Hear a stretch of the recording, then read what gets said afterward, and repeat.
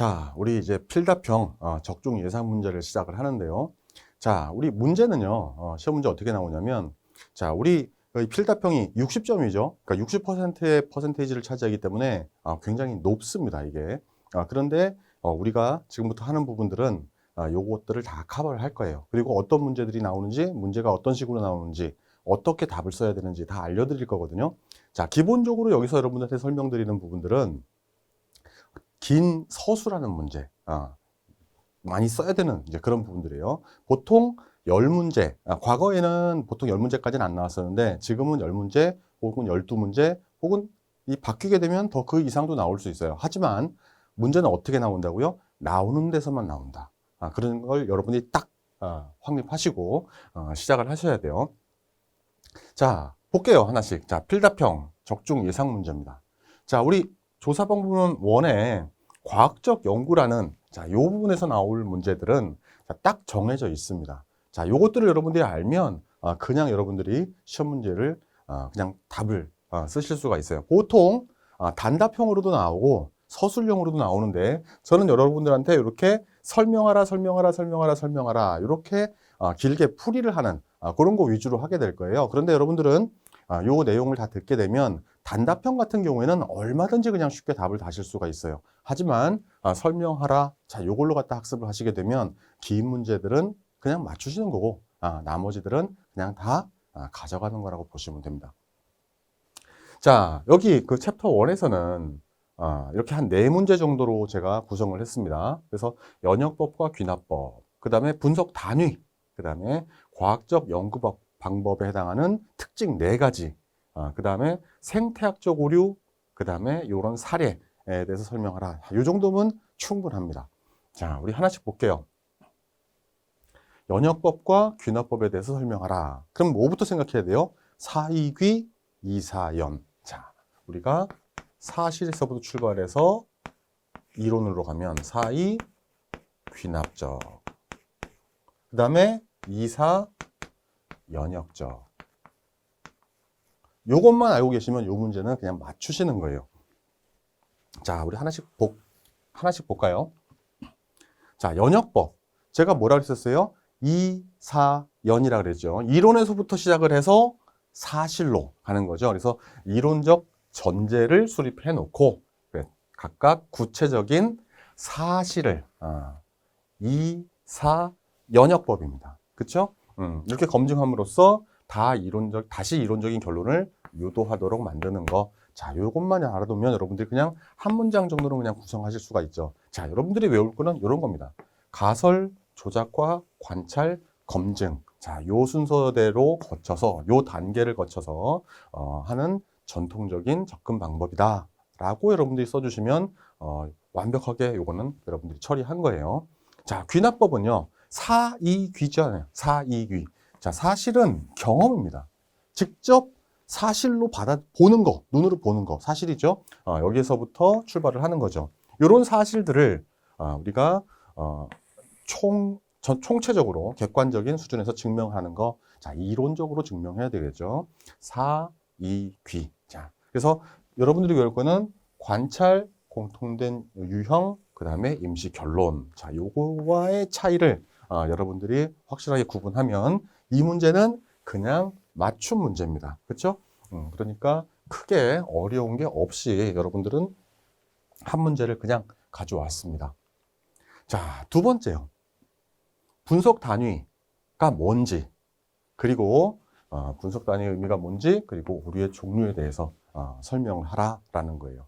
자, 보면은요. 분석 단위라는 거는요. 우리가 어떤 검증을 하기 위한 표본에 해당하는 최소 단위를 갖다 얘기하는 거고요. 개인이 될 수도 있고 어떤 집단이 될 수도 있고 그러니까 어떤 프로그램이나 조직이나 정책, 제도, 사회적 생성물, 기타 등등의 것들을 우리가 분석 단위로 하는 거죠. 그래서 그걸 갖다 살펴보는 거예요. 어떤 일들이 벌어지고 있는지. 근데 여기에서 나타나는 오류의 종류도 알아야 되겠죠. 오류의 종류 나오면은 안 좋다 그랬죠. 그러니까 이 안 좋은 거를 없애기 위해서 어떤 약을 먹어야 된다? 개생환. 그쵸? 개생환. 유치해도 어쩔 수 없어요. 그렇게 외워주시면 돼요. 우리가 환. 이렇게 해가지고 여러분들이 외워주시면, 이거는 그냥 끝나는 문제입니다. 자, 개인주의적인 오류는 뭐냐? 자, 연구 결과의 해석 과정에서 발생할 수 있는 여러 가지 오류 중에서 어떤 개별 사례에서 근거해서 나오는 그런 오류. 자, 그걸 우리가 개인주의적 오류다라고 제가 설명을 했었고요. 그 다음에 생태학적인 오류를 보게 되면 개인주의적 오류라는 반대된다고 얘기했었죠. 이거 완전히 반대되는. 자, 그래서 집단을 연구해서 개인에게 일반화하면서 발생할 수 있는 그런 오류입니다. 자, 그래서 여러분들이 이것도 맞출 수 있고, 그다음에 환원주의적 오류.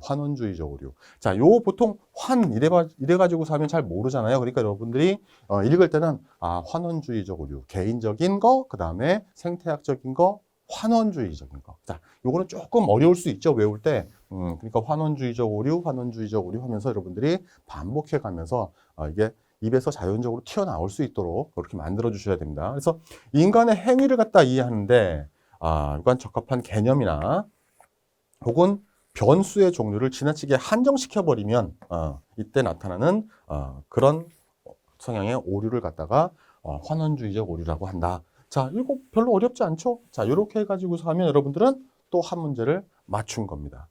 자, 그리고요.